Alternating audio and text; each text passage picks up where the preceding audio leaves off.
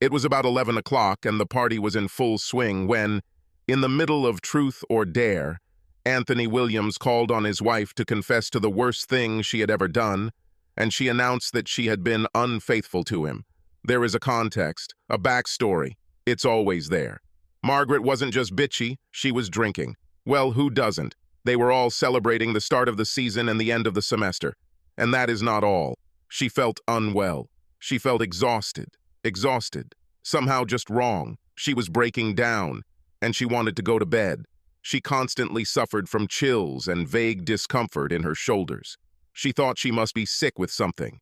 It was bad enough that she wanted to cancel the party, but Anthony insisted they go. Then there was a game. They played Truth or Dare to remind themselves of when they were children. Gambling and drinking helped Margaret a little, but the catch was that she was angry with Anthony. I wasn't very angry. It just burned slowly. "Tony, stop showing off. Just shut up for a change." He ranted about the Iraq War and global warming and the worthlessness of their students and everything, was terribly bossy, and ended up telling anyone who would listen that the worst thing Margaret could ever do was fry it up. People laughed and exchanged witticisms, exchanged urban legends, and interrupted each other. They would reach for the coffee table for nuts, candy, or other snacks, sometimes spilling a little wine or whiskey. The small fireplace smelled of smoke in the air, and those sitting nearby were flushed from the flames, even Margaret, who was trying to extract some warmth from it. Everyone else seemed to be having a great time. Just before her turn to play, Margaret saw Matt Cameron kiss Nancy Eberly under the mistletoe. It wasn't surprising considering all the teasing and flirting that was going on, but the kiss was too long and he kept one hand on her waist and the other on her cheek. He whispered something to her. It was obvious and immodest, but no one else noticed. Julia Cameron was at the center of the Urban Legends group. Jake Eberly was three-quarters drunk, staring into the fire and occasionally raising his head to howl at the end of the story. It was Margaret's turn. Based on the nature of the challenges, she realized that her task would be to lift her skirt up to her hips so that everyone could admire her thighs and underwear. She was wondering who would have to show the naked part of her body first. Anthony laughed. "Hey, this is just for me! Stop that!" Tony looked around. "Stop it!" Then he said, "No, not that! Come on, Margie, you better tell everyone the little truth about your worst deed." And Margaret felt a dark wave roll over her. "Damn it, Tony." The muscles at the base of the neck tensed and became tighter and tighter. And then a growl escaped her. "I changed. You." And then it was too late. Everything had already been said. Margaret remembers that her husband's expression did not change at first. He continued to grin, but it became more and more tense until he finally relaxed. They looked straight at each other, and his expression became so soft that it seemed almost serene. The room was filled with silence. The noise of the party did not die down immediately, but quickly enough. Those closest to her started howling like Jake Eberly did when they first heard her confession, but they immediately understood what was happening. Those who were not participating in the game continued to talk until it became clear to them that something important was happening by the fireplace. Eventually, everyone turned to look. Margaret was the center of the world. Nobody said a word. Even Jake took notice. "Could you explain?" It was Anthony. He was no longer Tony. His voice sounded sober, quiet, thoughtful, not the least bit belligerent. She would have thought he would be combative. Why was he so gentle about this? She thought, "My marriage." Then the whole truth about who had heard came to her. Their entire circle of friends. They all sat or stood around her. They all waited for the whole story, the dirt, everything that would allow them to feel superior to her and despise her. Everyone had questions in their heads about how this could happen. They were so preoccupied with the idea of an exposed, honest cheater in their midst. A real, available, flesh-and-blood woman to replace their pale fantasies that when they returned home, they would have very good sex. How wonderful to have Margaret's real infidelity in mind. Husbands will assume that she will be easy, and wives will think the same and be scared by it, but they will like the idea that cuckold Tony might need comforting. Someone might even make the fantasy come true. Oh, Tony, please no. Margaret still looked at Anthony, then at her friends, then back at her husband. She doesn't remember when her hand went to her mouth. Tony. She doesn't remember whether she let out a moan or a cry, but she knows that for what felt like the longest time, she didn't actually say anything. She asked him for forgiveness only with her eyes. Please.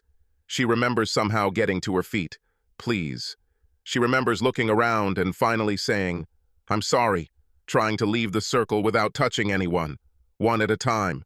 I'm sorry, for every person she approached, every person she encountered. Finally, she reached the corridor where there was no one, then to the bathroom, closed the door, locked it, sat on the toilet, covered her face with her hands, and rocked back and forth because she knew that with 3 words, she had destroyed her world. It didn't take long before there was a knock. Poor Margaret, sitting on the toilet in an icy bathtub in someone else's house, knowing what would happen, not every step of the way, but along a terrible, long way. Thousands, millions of people shared their experiences, but she didn't feel like she was part of any community. Poor Margaret, trembling and wiping her face with her palms, first the left side, then the right, then the left. How much was she shivering because she was so cold? I can't look him in the face. I can't watch him despise me. Anthony should have left by now. He, of course, grabbed his coat and left her there alone, his indignation multiplied by public humiliation. Where will I be? The bathroom looked like a cell, all the better for locking herself in, she thought. She was small, like a camera. The length from the door to the back wall was barely enough for a small linen closet, a simple sink under a regular medicine cabinet with a dim light, a toilet, and the only unusual thing, an old-fashioned clawfoot bathtub. It was perfect for her. The tiny casement window on the back wall had milky white glass, so she was cut off from the world. It was cold there, like a cell. Is it because everything there was laid out with tiles, colorless, black and white, in a checkerboard pattern? So cold, a cold that sucked away all the warmth she had. Margaret hunched over and pressed her arms to her body. Now she was really shaking. She started to have a headache and felt nauseous. She couldn't hear people from here, just mumbles, so she was safe for now. She imagined that she would stay here forever. It would soon be a terribly lonely place. But she didn't deserve better. I made love to him and deceived him. There was no other place for her. Could she bear the cold? Maybe she could wrap a few towels around herself. What happens when other people need to go to the toilet? Another knock. It seemed to be reflected from the tiles. Even sounds hurt her. Sharp sounds ricocheting off the walls. Margaret presses her palms to her temples. There's a pounding in my head. Margie? It was Judith, the owner, her friend. Margaret glanced at the door for a moment and pressed herself closer to it to escape the cold. Again. Margie, hey, let me in, baby. Judy? Was her voice strong enough to penetrate the door? Get up, Margaret. The distance was only 7 feet. But Judith called a 3rd time before Margaret got there. By then she was shivering from the cold, and her arms ached from holding her up. When she opened the door and saw Judith smiling, she rushed towards her, laid her head on her friend's shoulder, and began to cry, bitterly. Judith patted her on the back. She seemed completely calm, as if her friends threw themselves on her neck and cried every evening. Come on, baby. Let's wash your face. I'll warm up a washcloth for you. Lock the door. Margaret trembled so much that her voice trembled. What? Please close the door. Trembling voice. I don't want anyone to see me. Everything is fine. Please, close it.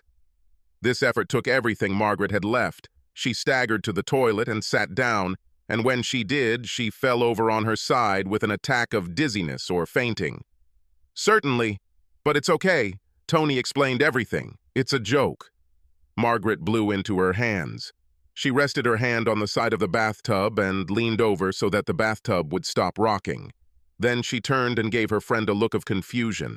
This would be funny in a comedy. Pure joke. It takes the heroine a long time to realize what she just heard. Or Wile E. Coyote runs through the air, delaying his doom through lack of awareness. Margaret didn't find it funny at all. She didn't get the joke, because there was no joke. What do you mean? Judith's expression changed. Ooh, she whistled softly, the kind that mostly men use to signal importance. Well, that explains everything. He has your back, and does a pretty good job, I might add. He's a quick-thinking guy. I don't understand. What are you talking about? What is Tony doing? He explained that you two had prepared your, confession in advance, but you never expected people to take it so seriously, and you had a little too much to drink. You know, bad, bad, bad. People want to apologize to you, but he tells them that you need to be alone for a few minutes. He makes them tell stories about drunk friends. He's back in the spotlight. Margaret still looked like she didn't understand. Finally, she covered her face with her hands again. Nobody will believe it! Well, I was almost fooled. Judith giggled. It sounded sarcastic. In any case, you can deny everything. But, Margaret began and almost stopped, he knows the truth. And that was the real problem. A problem without a solution that had to be pondered over, while Margaret huddled on the toilet, feeling really nauseous. She grabs the seat underneath her to keep it still, lost in memories. That bathroom was different. We did this one afternoon at their house while his kids were home. How could they not notice me? We did it in the shower, copulating under the running water while John's kids watched TV downstairs, less than 45 minutes before Janet was due home. I had to dry myself off and get dressed quickly, then sneak out the side door. My hair was still wet and dripping down my back. All this time I was terrified, scared, and hot. What? I'm sorry. What did you say? Margaret was getting worse and was too tired to stand. I need to lie down. I asked when this happened. Margaret wiped her eyes with a washcloth. She unwrapped it, smeared it all over her face, and inhaled the warmth. It was a long time ago. It started on the night of our 10th anniversary. Oh my God. Looks like you had some serious problems. It wasn't that serious. It was stupid. Tony didn't buy me a present, and he had to cancel our dinner because of a work meeting. I was offended and furious. And you ran into Mr. Sympathetic. More like Professor Magnificent. Please stop pushing. Judith held out her hand and Margaret handed her the washcloth. Judith soaked it in hot tap water, wrung it out, and handed it back to her. Who was that? No need. He's no longer here. Nobody ever found out. Until tonight. However, she could not hide it from herself. She couldn't stop herself from remembering because she was weak from what she caught, and the drink, and what she said. Yes, she remembered. It was such a small thing in the big picture to be upset with your husband. Then she saw handsome John Bowler at a club without his wife, and they started flirting. She thought she shouldn't dance with him, but she did. She knew he shouldn't get so close, but she let him. She was afraid that something would happen, and allowed his hand to first touch her thigh, and then take her fingers. When they approached her car, he said, "What you need is a good anniversary kiss." He gave her a gentle, almost chaste kiss that went on and turned into something completely different. Before he let her go, she knew he was going to take her. And how long did this last? 3 months. Oh my God. Judith's eyebrows rose high. She whistled again. It was the exact same whistle that Anthony used. I thought maybe you were going crazy over the weekend. No, I had a blast. Margaret tried to laugh, but it came out as a whimper. I think it was for real. It was so crazy. I know it's a cliché, but that's how it was. Judith asked something else, but the past came back and pushed Judith aside. This made Margaret remember the first time, in John's minivan in the club parking lot. She remembered herself saying, "No, we can't, not here," and John saying, "Look." It took several minutes to lower the rear seats. There was a plush sleeping bag. The windows were tinted. It wasn't until a few weeks after he broke up with her that she realized he had made preparations for her or someone else. Are you all right? I mean, physically? Judith was still with her. I do not feel well. Not today, but 6 years earlier. Margaret felt the urge, the excitement, the fear, the unspeakable thrill. She and John Bowler French kissed, and he squeezed her breasts through her dress. I was out of my mind. He lowered the dress to my waist and raised it, exposing my legs, caressing me, kissing me, pulled off my underwear, and caressed me, just like my boyfriend did in my senior year. I felt guilty, but I wanted it. I knew I shouldn't do this, but I wanted it too much. It was exciting. Finally, he pulled down his pants and lay on top, and we made love. My God, why did you let me be so pliable? Why didn't I feel how terrible it was? Sorry, God, it is not your fault. They weren't naked. Her dress was wrinkled at the waist. His trousers were down to his knees, but he didn't bother to take off his shoes or jacket. At home, everything was different. Anthony was as apologetic as a man could be. He gave her a beautiful card, flowers, and an expensive bracelet. He promised to give her a pleasant evening. But, he was late with all this. He failed her, and I still felt the excitement caused by the touch of another man and the memory of the impulse. She hurried to the bathroom to clean herself up and was so horrified that she almost confessed everything to Anthony that same night. But, the last but, she lay awake until 3:30 a.m., replaying the details of how John Bowler drugged her. When he called her the next day, she hesitated and prevaricate, and finally agreed to go to his house. I'll tell him why I can never do this again. By the end of the day, it became much easier. 6 years later, Margaret couldn't stop her memories and couldn't stop herself from realizing that her actions had ultimately damaged her husband, her marriage, her family, everything. Why did this have to happen? It was almost unlike me, but it was definitely me. I thought about you all the time. I was obsessed with your body. I've been thinking about doing this with you all day, wondering how you'll do it next time. After being with you during the day, I thought about it at night. I was in a bad mood until I met you again. Another knock. Quiet double knock. This must be Tony. You two need some alone time. No, don't leave me with him. But Anthony wouldn't stand for it. We need some time alone, Judy. Anthony closed the door, and Margaret stood up and retreated towards the bathtub, far enough to push the curtain with her body.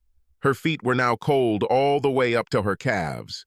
For some reason, the curtain felt scratchy and unpleasant where it touched her skin. She had no strength. The shaking intensified. Tremors shook her in fits and starts. It's time to sit down again, isn't it? Or lie down. She couldn't continue standing there. Will Anthony understand if she can't stand? She could no longer look him in the face, not even to beg him, and certainly not to ask him if she could sit down. This is where the retribution began. She almost staggered, trying to calm down. She clasped her hands in front of her, as if in prayer, and Anthony took a breath and asked, "Are you okay, honey?" His voice was soft. His voice is, Anthony. This was wrong. He used a voice that pierced right through her. He would demand an explanation, or tell her he was done with her, or slap her. She half hoped he would hit her, but at least let her go home with him. Whatever he did to her, she deserved it. She tried not to cry again. I'm so sorry, Tony. Oh, it's okay. I was acting like a jerk. I deserve it. That's not the point, dear. You know that's not true. I never wanted you to find out. Tiny black dots, mist, began to appear in the air. About the novel? Well, that was a long time ago. I think John Bowler has disappeared from the picture. At least I hope so. Anthony smiled, and Margaret again did not understand anything. She tried to think, but instead she felt something terrible happening inside her. It got darker, and she felt weaker, and the next thing she knew was that she was sitting on the edge of the bathtub, and Anthony was kneeling in front of her, holding her up so she wouldn't fall into the bathtub. He apologized. Sorry, honey. Lean on me. This is good. Put your head down. Fine, fine. I'm sorry. I shouldn't have shocked you like that. His voice sounded as if from afar. They were floating somewhere, Margaret and Anthony, floating together among the clouds. Maybe it was a dream. She was wrapped in him, safe in his arms, held by him, pressed against him, breathing in his scent, protected by him. My Tony. They were floating somewhere far away, high above the ground, in some green tropical place. She and her husband. It was a blindingly hot day. It was wonderful. Can you hear me? Tony spoke. Her Tony. My God, you're all on fire. Margaret regained consciousness and had some terrible combination of pain in her arms, back, legs, weakness, and dizziness. She had a headache. Tears appeared in my eyes. Tony, what's happening? They lay in the bathroom on the checkerboard floor with Anthony holding her in his arms. He stroked her face, kissed her, and looked worried. Her face was hot. Her whole body was burning. Lie still. I'm sorry, Tony. You definitely have a serious infection, honey. I have to take you home. Margaret tried to stretch her leg. She got caught on the toilet. She squirmed in Anthony's arms and suddenly realized exactly what he had said and how important it was. He knows, and he still loves me. And again, a comedy episode, and again, there is nothing funny in it because what comes with this knowledge? Guilt, relief, regret, gratitude, humiliation, memories. It's a powerful mixture. Margaret began to cry again, but this time she buried her face in Anthony's chest and allowed him to comfort her. He loves her. She couldn't stop crying because Anthony loved her. Anthony let Margaret cry. He took a moment to free her leg so she could lie more comfortably, then pressed his lips to her forehead. Shh. It's okay, honey. He held her as he often did after they made love. When Margaret was finally able to speak, she said, I thought you would hate me. You are my beloved one. Don't worry. Nothing will come between us. She cried a little more, then asked, How long have you known? From the very beginning. No, do not look like that.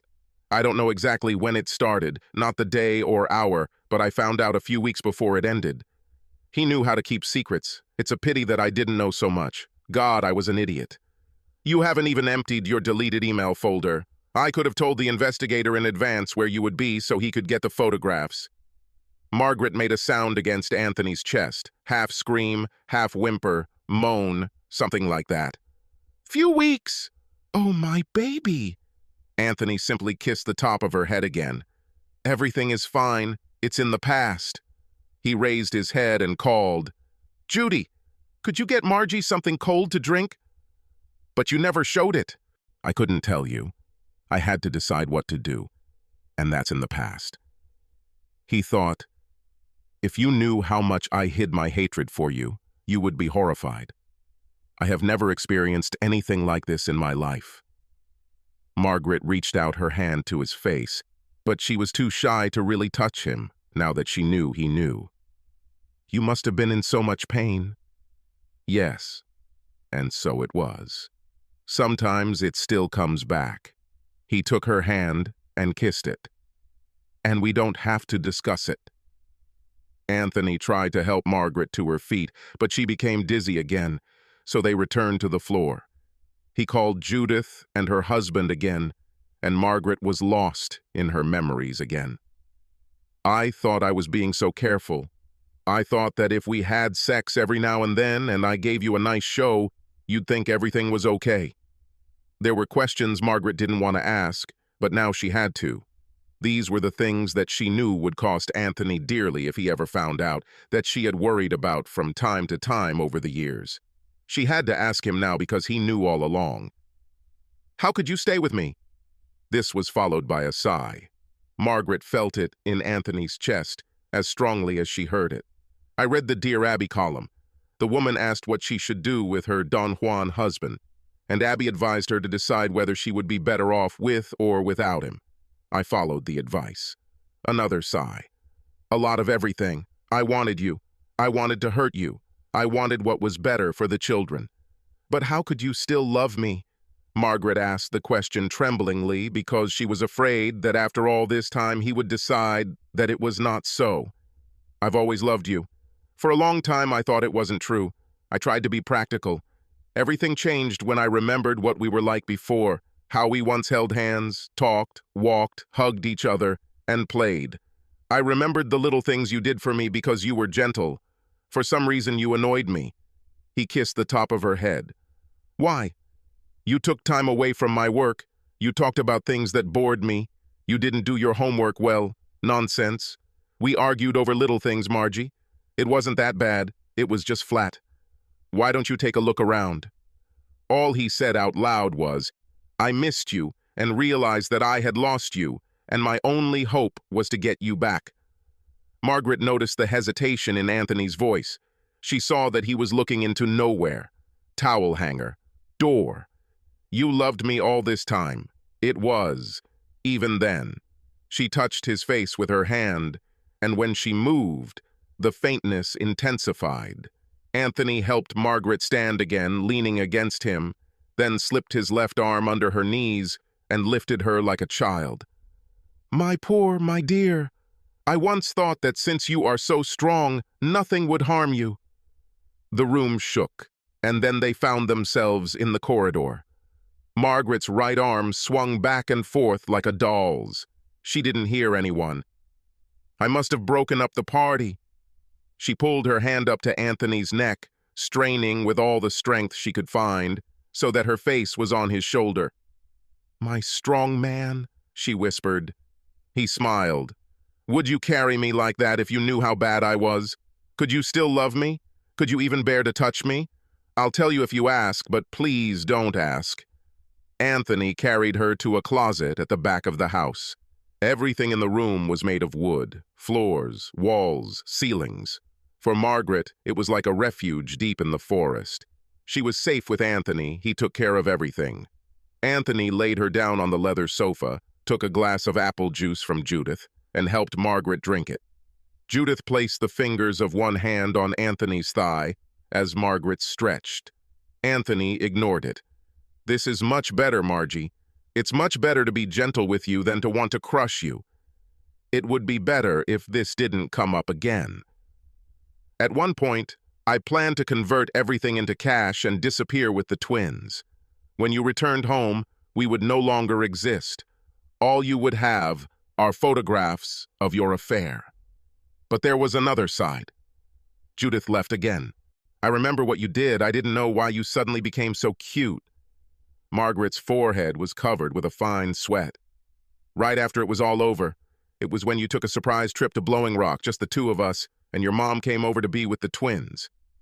Yes, part of my plan. I didn't know what I would do if you refused. It was either this or... I don't know. Shrug. He was at a loss for words. I didn't know if it was already too late. So much has changed. When we were first together, you sparkled when you were next to me. This is the word my mother used. Shine. I thought it was stupid, childish. This confused me.